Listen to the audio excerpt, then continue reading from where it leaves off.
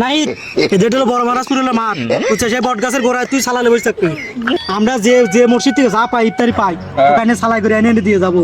মাসুম যেটা হলো ডা বাজার মসজিদ বুঝছে, আজকে দেখবি যে ইফতারি কি দেয়, যদি সোলার বন্দি দেয় তাহলে ফোন দিবি, আমরা মসজিদে যাবো লয়। হ্যাঁ শিয়াব তুই যাবি হলে যে টোকপাড়া মসজিদে, ওই জায়গায় বিদেশি লোক মেলা আছে, আজকে শেষ রোজা, উনি ইফতারি খাসি মাছি দিতে পারে, যদি পাস আমার ফোন দিবি হাতে রাত। আর নাই তোমাকে তো দিলামই, আমি যাবো হলো পুটিয়া, মনে হলো মেলা লোক খালি চাকরিজীবী, যদি আমি মেলা কিছু পাই ইফতারি যদি কোনো রকম বিরিয়ানি ভাই, আমি তো ফোন দেবো, যে জেনে থাকো সিটটা চলে আসবি, আইসা এই বট গাছের এন থেকে আমরা জায়গায় চলে যাবো, যেটা ভালো লাগে যে মসজিদে, সেই মসজিদে যে আমরা আজকে ইফতারি করবো, নেবো খাবো দায় চলে আসবো বুঝছাস। তো কি কইছি তুই বাজার মসজিদে যাবি, আমি দেখতে কি দেবে, তো কি কইছি তুই যাবি টোকপাড়া আর আমি যাবো হইলো পুটিয়া, তুমি এগুলো বসে থাকতো বুঝছাও।